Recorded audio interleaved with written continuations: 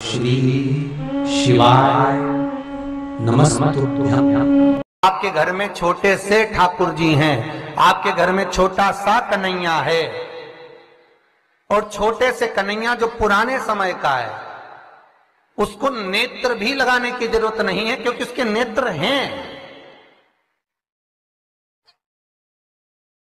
और मान लो तुमने इतना बड़ा कन्हैया ले लिया तो अरे बोलो तो जम के जरा, और उसका कोई एक नेत्र कहीं गिर गया, एक नेत्र कहीं चले गया, तो फिर दूसरा नेत्र लगाना पड़ेगा कि नहीं लगाना पड़ेगा?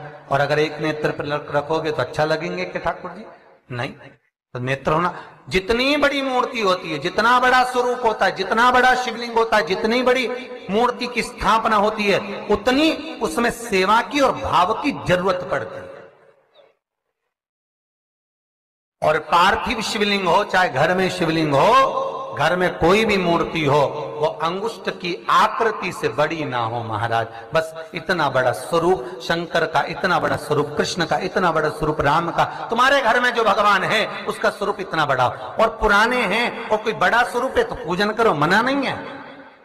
अगर पुराना स्वरूप रखा है तो उसको कहीं देकर नहीं आना आपने को, कहीं उनको ठंडा नहीं करना, उनका विसर्जन नहीं करना, रखा है अब सेवा करो। पर कोई नई पूजन अगर बढ़ा रहे हो और कोई तुमसे कहे मंदिर बनाओ, इतना बड़ा शिवलिंग का निर्माण करो, तो कहते महाराज जी हम तो छोटा ही भला। बच्चा जितना छोटा होता है उसको खिला दो, पिला दो, झूले में पटक दो, फिर टाइम पे पहुंचो, झूले में से उठाया, फिर दूध पिलाया, फिर पटक दिया, एक छोटा सा झुनझुना पकड़ा दिया, खेलता रहा। और वही बच्चा जब बड़ा हो गया तो कहीं इधर भगे कहीं उधर भगे। बेचारी माँ आई थी शिव पुराण सुनने के लिए और बेटे ने कार्तिक पुराण सुना दी, तो कोई सुन पा रहा?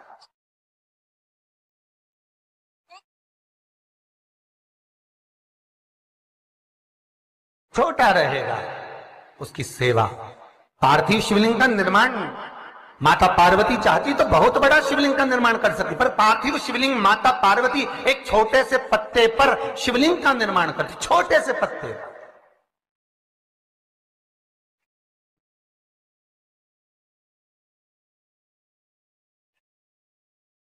महाराज ध्यान दीजिएगा, स्कंद पुराण का एक बहुत सुंदर प्रसंग है। केल के पत्ते पर, बड़ के पत्ते पर, पीपल के पत्ते पर, बेलपत्री के पत्ते पर शिवलिंग के निर्माण का अलग अलग फल है महाराज, उसका स्मरण करिए जरा। महाराज केल के पत्ते पर, जब केल का जो पत्ता होता है उस केल के पत्ते पर जब कोई विशेष तीज की तिथि पड़े, कौन सी तिथि हो? तीज हो, जैसे हरतालिका तीज हो, कोई छोटी तीज, बड़ी तीज, और यदि आप तीज के दिन केल के पत्ते पर शिवलिंग का निर्माण कर कर उसकी पूजन अर्चना करते हैं, उसका स्मरण कर कर रात होने से पहले विसर्जन करते हैं तो नारी की अखंड सौभाग्यता रहती है। दूसरा क्रम, बड़ के पत्ते पर जो शिवलिंग का निर्माण करा जाता है वो दोपहर के समय के बाद, जो समय 4 बजे से लेकर 6 बजे तक रहता है, बड़ के पत्ते पर उस शिवलिंग का निर्माण करा जाता है, छोटे से पार्थिव शिवलिंग का।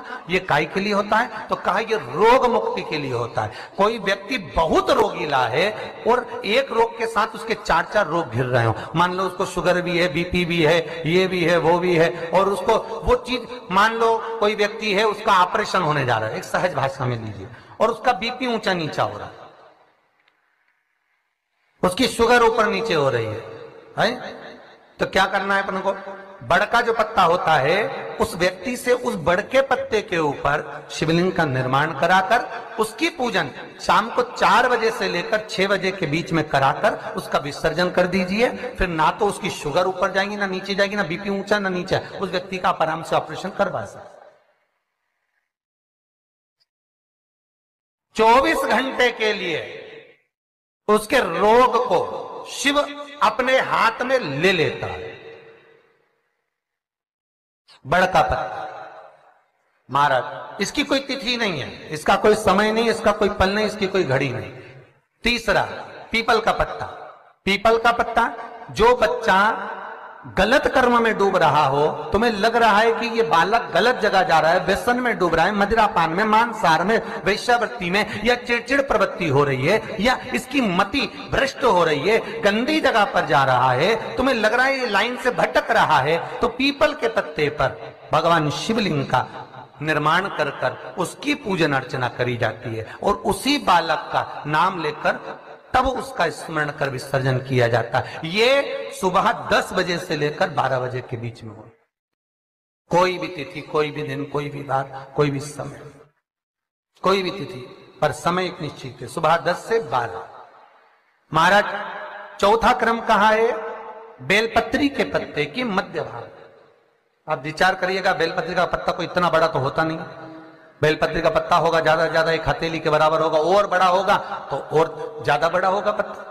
तो बेलपत्री के मध्य भाग में, बेलपत्री के बीच वाले भाग में महाराज जिसका व्यापार नहीं चलता, व्यवसाय नहीं चलता, कोई काम आज की जगह कल हो रहा है, कल की जगह परसों हो रहा है, और काम जरूरी में होना चाहिए, या व्यापार कुछ दिन चल के बंद हो गया, कोई नया लाइन पकड़ रहे हो, नया व्यापार करने जा रहे हो, नया कोई काम करने जा रहे हो, तो बेलपत्री के मध्य भाग पर शिवलिंग का निर्माण करा जाता है। आप विचार कर। श्री शिवाय नमस्तुभ्यं।